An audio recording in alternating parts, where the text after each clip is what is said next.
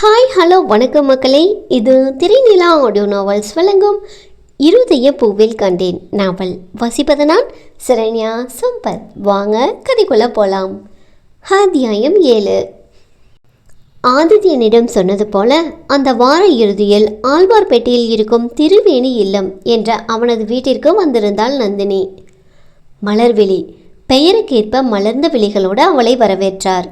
மதியழகன் மத்திய அரசின் நவரத்னா நிறுவனம் ஒன்றில் உயர் பதவி வகித்துவிட்டு ஓய்வு பெற்ற அதிகாரியாக இருந்தாலும் எவ்வித அவதியும் இல்லாமல் சிநேகமாக நந்தினியிடம் பேசினார்.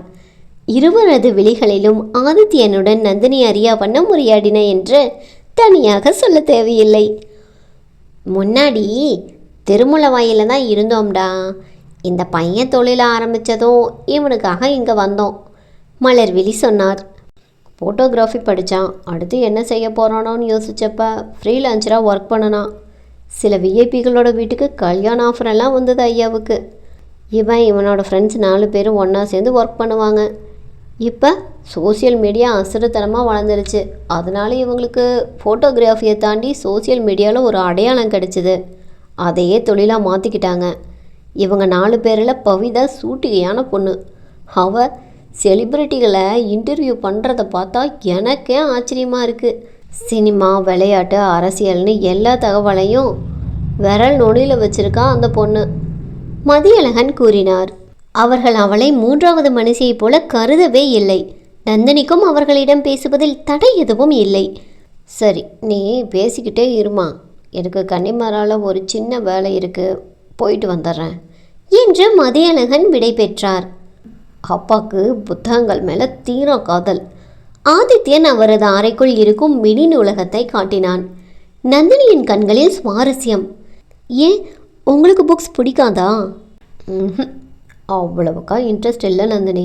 தோலை குலுக்கியவன் தேங்க்ஸ் என்றான் சுவரில் சாய்ந்து ஒரு காலை மடித்து நின்றவனாக. எதுக்கு? புத்தக அலமாரியிலிருந்து ஒரு புத்தகத்தை புரட்டியபடியே வினவினாள் அவள். என் வீட்டுக்கு வந்ததுக்கு. அதை விட முக்கியமாக என் எதிரியை காதலை போட்டுட்டு வந்ததுக்கு. எதிரி? கேட்டபடியே காது மடலை வருடியவள் அதில் ஆடிய ஜிமிக்கியை விரல்கள் தொட்டதும் உதட்டை சுளித்து சிரிப்பை மறைத்தாள். நீங்கள் சொன்னதுக்காகலாம் போடலை, எனக்கு ஜிமிக்கி போடணும்னு தோணுனதால.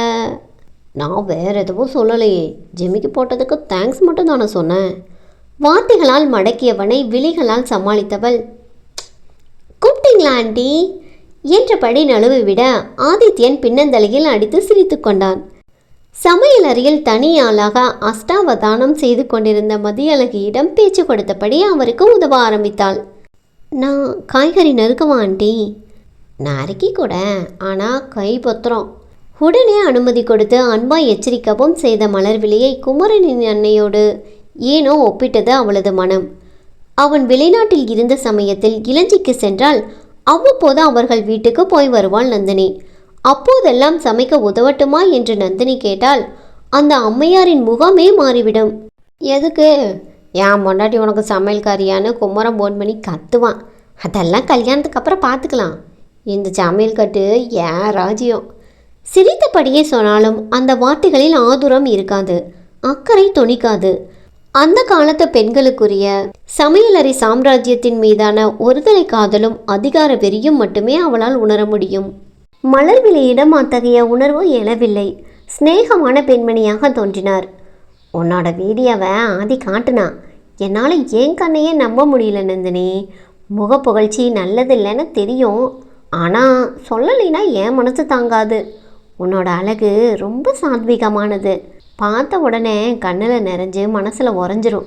அதான் இந்த பையன் மந்திரிச்சு விட்ட மாதிரி தினமும் அந்த வீடியோவையே பார்த்துட்டு இருக்கிறான் போல. ஆண்டி, மலர்விழி நாக்கை கடித்து கொண்டார்.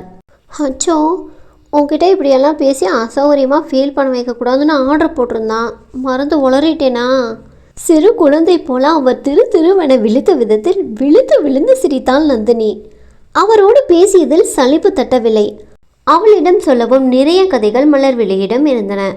அவர்கள் பிறந்த பாலக்காட்டில் ஆரம்பித்து வளர்ந்த மடிவாளா வரை அத்தனை கதைகள்.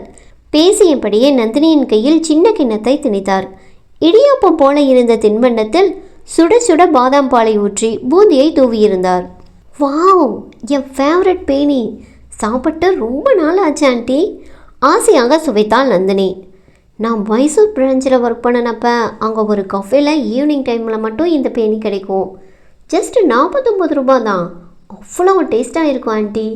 சப்பு கொட்டி கொண்டு சாப்பிட்டபடி அன்னையிடம் உரிமையாக கதை பேசியவளை சில அடிகள் தொலைவில் நின்று பொறாமையுடன் பார்த்து கொண்டிருந்தான் ஆதித்யன். வேற என்ன, என்னிடமும் சிரித்து கதை பேசினால் என்னவாம் என்ற மனக்குறை. அடேய், அவ கொஞ்ச நேரத்துக்கு முன்னாடி தானே உன்கிட்ட பேசிட்டு இருந்தா. மனசாட்சி இடையில் புகுந்து ஆதித்யனின் தலையில் கொட்டியது. அவன் தங்களையே பார்த்து கொண்டிருப்பதை அன்னொடியில் கவனித்து விட்டாள் நந்தினி. பிடிக்கும்னா கேட்டு வாங்கி சாப்பிடுங்க என்று பேணி நிரம்பிய கிண்ணத்தை காட்டி சொன்னாள். பிடிச்ச எல்லாத்தையும் உடனே சாப்பிட முடியாதே. சொன்னவனின் விழிகள் நிலைத்திருந்தது என்னவோ பாதாம் பாலால் ஈரமாகியிருந்த அவளது செவ்விதழ்களில்தான். அவன் என்ன சொல்கிறான் என்பது புரியாமல் நொடியில் குழம்பி தெளிந்தவள், ஐயோ, இவன் பேசியதை மலர்விழி கேட்டிருப்பாரோ என பதற்றத்துடன் சுற்றி முற்றி பார்க்க ஆதித்யன் நம்மட்டு சிரிப்போடு சமையலறைக்குள் வந்தான். சுவாதிடமாக நந்தினி வைத்திருந்த கிண்ணத்தில் பாதாம் பாலில் ஊறியிருந்த பேணியை கிள்ளை தனது வாயில் போட்டுக்கொண்டான். அதோடு நிற்காமல், ஆளை இல்லாதவருக்கு இழுப்பப்பூ சக்கரை என்று சொல்லி விஷம சிரிப்போடு மீண்டும் அவளது சிவந்த உதடுகளை அவன் பார்க்கவும் நந்தினியின் கண்கள் காதளவு விரியாத குறை. ஆண்டி என்ற அடிக்குரலில் மலர்விழியை காட்டி விழிகளை உருட்டி ஆதித்யனை எச்சரித்தாள். அப்போ தனியாக இருக்கிறப்ப இந்த மாதிரி பேசுடான்னு எனக்கு உரிமை தரையா? சின்ன குரலில் தான் அவனும் கேட்டான். ஆனால் அவனது குரல்தான் இடிமுழக்கம் போன்றதாயிற்றே. அவ்வளவு நேரம் கடாயில் காய்கறிகளை கருகாத வண்ணம் வறுத்து கொண்டிருந்த மலர்விழியின் செவிகளில் உரிமை என்ற வார்த்தை மட்டும் விழுந்துவிட அவர் சட்டென திரும்பி பார்த்தார். நீங்கள் முதல்ல வெளியில் போங்க. கண்களால் சமையலறை வாயிலை காட்டினாள் நந்தினி. இன்னொரு துண்டு பேணியை அவள் கையிலிருந்து பிடுங்கி தின்று விட்டு போனது அந்த அபூர்வ ஜீவராசி. அவன் போன பிற்பாடு தன்னை அறியாது முறுவளித்தாள் நந்தினி. இந்த பதற்றம், உரிமையான மிரட்டல், இதெல்லாம் என் மனதுக்கு இதமாக இருக்கிறதே. இதை நான் எப்படி எடுத்துக்கொள்வது? நான் எனது முதல் காதல் கொடுத்த வழியை எப்படி மறந்தேன்? எப்படி என்னால் ஆதித்யன் என்னிடம் உரிமையாக வாயாடுவதை வெட்க சிவப்போடு ரசிக்க முடிகிறது? மனதுக்குள் கேட்டுக்கொண்டாள் அவள். அன்றைய மதிய உணவை ஆதித்யனின் குடும்பத்தோடு சாப்பிட்டவள் தனது அன்னையின் புகைப்படத்தை மலர்விழியிடம் காட்டினாள். காலம் சென்ற தந்தையையும் தான். என்னை விட்டால் அவங்களுக்கு யாருமே கிடையாது ஆண்டி. நான் கல்யாணம் ஆகி போயிட்டேன்னா யார் அவங்கள பார்த்துப்பாங்கன்னு யோசித்து நிறைய நாள் தூங்காமல் இருந்திருக்கேன். இதுக்கு ஏன் இவ்வளவு யோசிக்கிற? நீ தான் உங்கள் அம்மாவை பார்த்துக்கணும். உன்னை பெற்று வளர்த்து படிக்க வச்சு இவ்வளவு தூரம் ஆளாக்கினவங்கள கல்யாணம் ஆயிடுச்சுங்கிறதுக்காக அப்படியே விடுறது எந்த வகையில் நியாயம்? மலர்விழி சற்றும் யோசிக்காமல் அவளிடம் கேட்டார். ஆனால் குமரனோட அம்மா என்று ஆரம்பித்தவள் சட்டென நாக்கை கடித்து பேச்சை நிறுத்தினாள். சில விஷயங்களை விடுபட்ட வாக்கியங்கள் கூட முழுமையாக சொல்லிவிடும். நந்தினி முடிக்காமல் விட்ட வாக்கியத்தின் பொருள் என்னவென மலர்விழிக்கு புரிந்தது. அவளது கையை ஆதூரமாக பற்றி கொண்டார். ஆதியே உன்னை பற்றி எல்லாமே சொன்னான். அவன் மனசில் இருக்கிறது என்னன்னு உனக்கும் தெரியும். உன்னை நான் எதுக்கும் வற்புறுத்த போகிறதில்ல. ஒன்று மட்டும் ஞாபகத்தில் வச்சுக்க. நீ இந்த வீட்டை விட்டுட்டு இன்னொரு வீட்டுக்கு மருமகளாக போனாலும் உன் அம்மாவை தனியாக விட்டுடாத. நீயும் உன் வருங்கால புருஷனும் அவங்கள கவனிச்சுக்கணும். நானும் என் அப்பாவுக்கு ஒரே ஒரு பொண்ணு. ஆதியோட அப்பாவை நான் காதலித்து கல்யாணம் பண்ணினேன். என் அப்பா அம்மாவோட கடைசி மூச்சு இருக்கிற வரைக்கும் அவர் அவங்கள தன்னோட பேரண்ட்ஸ் மாதிரி அன்பாக பார்த்துக்கிட்டாரு. அதனால தான் சொல்கிறேன், நீ யாரை வேணுனாலும் உன் வாழ்க்கை துணையாக ஏற்றுக்க. ஆனால் அவங்கக்கிட்ட உன் அம்மாவோட பொறுப்பை நீ தான் பார்த்துக்கணுங்கிறத தெளிவாக சொல்லிடு. மலர்விழியின் முதிர்ச்சியான பேச்சில் நந்தினியின் இதயம் நெகிழ்ந்து போனது. ஆண் பிள்ளைகளை பெற்றுவிட்டாலே வரப்போகிற மருமகள் பிறந்தகத்தோடு இருக்கும் அனைத்து பிணைப்புகளையும் உதறிவிட்டு முழுக்க முழுக்க தங்கள் குடும்பத்துக்கே உழைத்து கொட்ட வேண்டும் என்று எண்ணும் சுயநலமான பெண்மணிகளை அவள் அறிவாள். இவ்வளவு ஏன், குமரனின் அன்னையே திருமணத்திற்கு பின்பு நந்தினியின் வருமானத்தில் சல்லி காசு அவளது அன்னைக்கு போகக்கூடாதென சொன்னவர் தானே.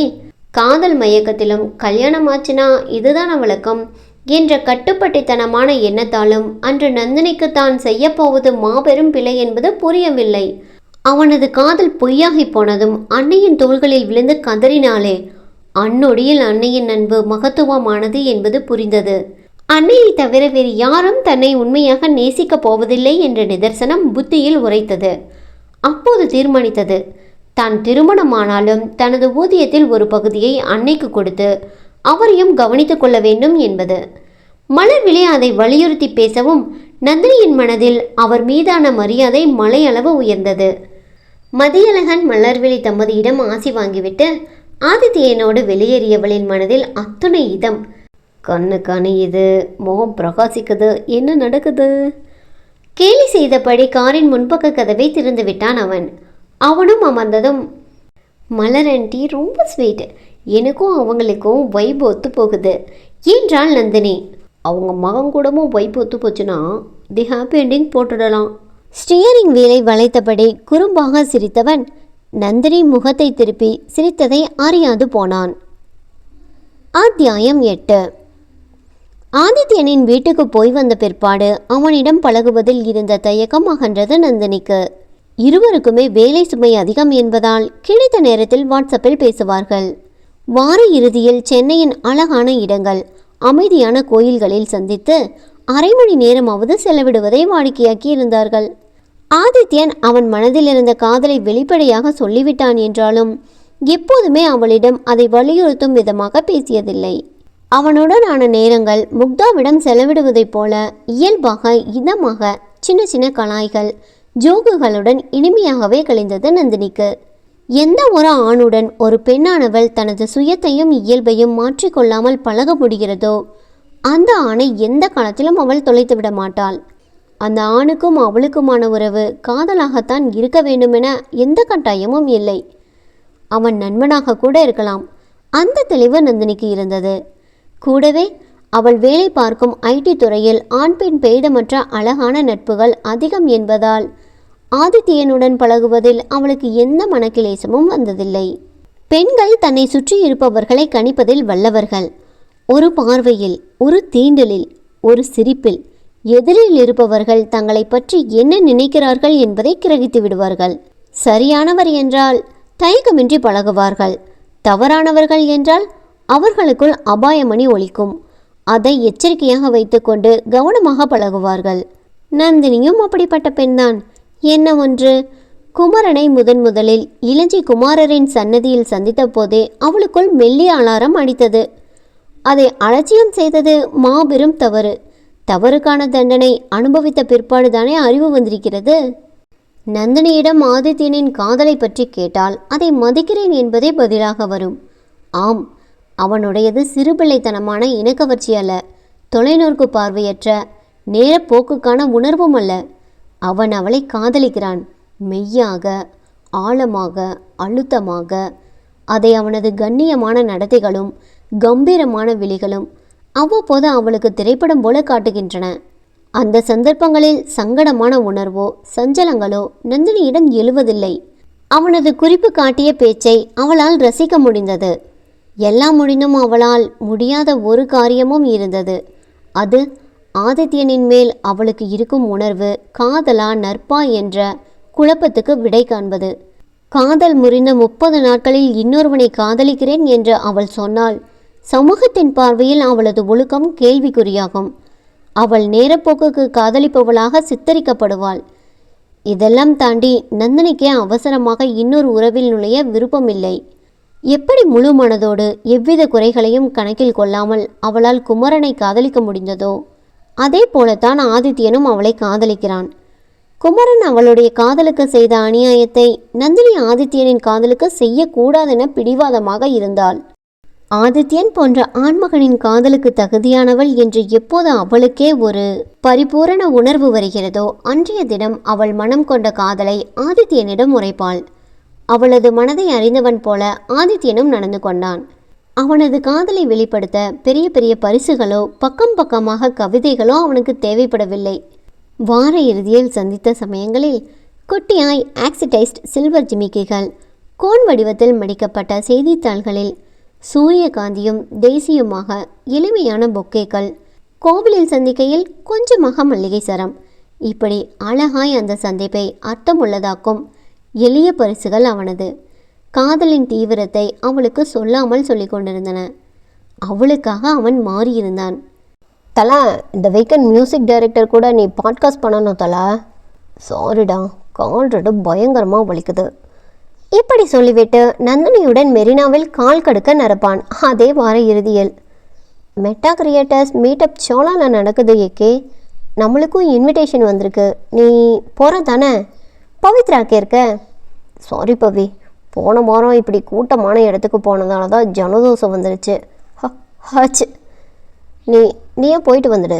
குறைஞ்சது 1 மாதத்துக்கு நான் கூட்டமான இடத்த அவாய்ட் பண்ணலான்னு நினைக்கிறேன். ஜலதோஷம் 7 நாளில் போயிடுமே.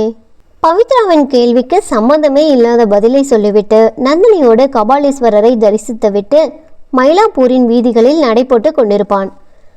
காதல்தான் ஒரு ஆணை எவ்வளவு வினோதமாக மாற்றிவிடுகிறது. அந்த மாற்றத்தை ரசித்தவனுக்கும் அந்த மாற்றத்தை அவனுக்குள் உண்டாக்கியவளுக்கும் நாட்கள் ஒரு காதல் கடிதத்தில் எழுதப்படும் வாக்கியங்களைப் போல சுவாரஸ்யமாக கழிந்தன. வழக்கம் போல காலையில் அவனிடம் பேசிக்கொண்டே முக்தாவுடன் அலுவலகம் வந்தவளிடம் அந்த வார இறுதியில் முக்கியமான விஐபி ஒருவரை பேட்டி எடுக்கப் போவதாக கூறினான் ஆதித்யன்.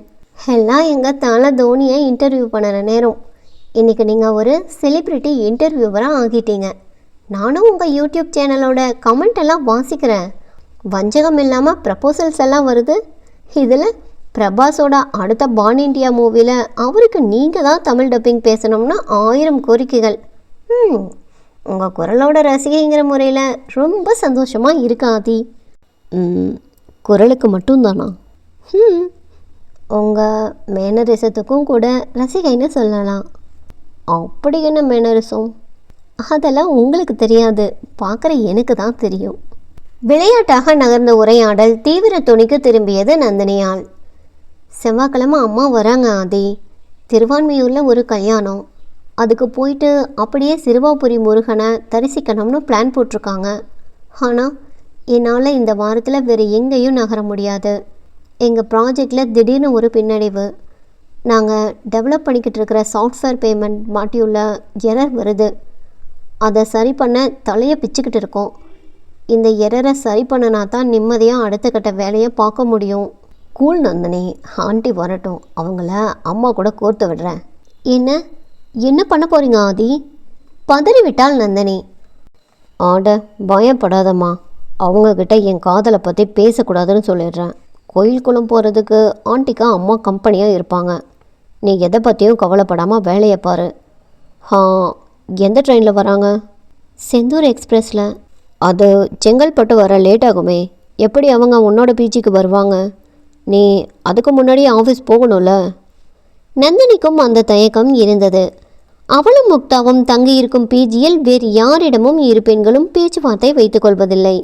எனவே யாரிடம் உதவி கேட்பதென தெரியாமல் குழம்பிக் கொண்டு இருந்தாள். நான் ஆண்டியை ஸ்டேஷன்லேருந்து பிக்கப் பண்ணி உன்னோட பீச்சியில் விட்டுறேன். நீங்களா?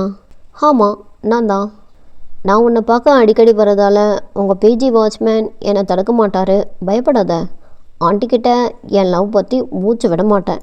அந்நேரத்திலும் தனக்காக யோசிப்பவன் இவன் மட்டும் எதிரில் இருந்திருந்தால் தாடி அடர்ந்த கன்னங்களை கிள்ளி கொஞ்சியிருப்பாள் நந்தினி. இதெல்லாம் நட்பில் சேருமா, காதலில் வராதா என்ற மனசாட்சி கேட்ட கேள்விக்கு அவள் வழக்கம் போல பதிலளிக்காமல் ஆதித்யனுக்கு நன்றி கூறினாள். அவனும் சொன்னது போலவே செவ்வாய்க்கிழமையன்று செங்கல்பட்டு ரயில் நிலையத்துக்கு சென்று யுவராணியிடம் உடைமைகளை வாங்கி கொண்டாள். நீங்கள் வருவீங்கன்னு நந்தினி சொன்னா தம்பி. நானே போயிடுவேன்னு சொன்னால் எங்கே கேட்குறா? உங்களுக்கு வீண் அலைச்சல். நான் என்ன நடந்தா வந்திருக்கேன் ஆண்டி, காரில் வந்திருக்கேன். காரில் உங்களை அழைச்சிட்டு போக போகிறேன். பணிவாக பேசியவனை யுவராணிக்கு பிடிக்காமல் போகுமா? அதோடு முன்னர் இளஞ்சியில் சந்தித்த போதும் முதிர்ச்சியாய் பேசியவனாயிற்றே.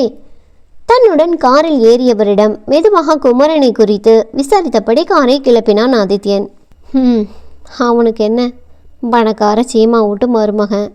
அடுத்த மாதம் அவன் பொண்டாட்டி வினிதாவும் வெளிநாட்டுக்கு போக போகிறாங்களாம். அதுக்கு விசா எடுக்க மெட்ராஸுக்கு போக போகிறான்னு ஊருக்குள்ளே பேசிக்கிட்டாங்க.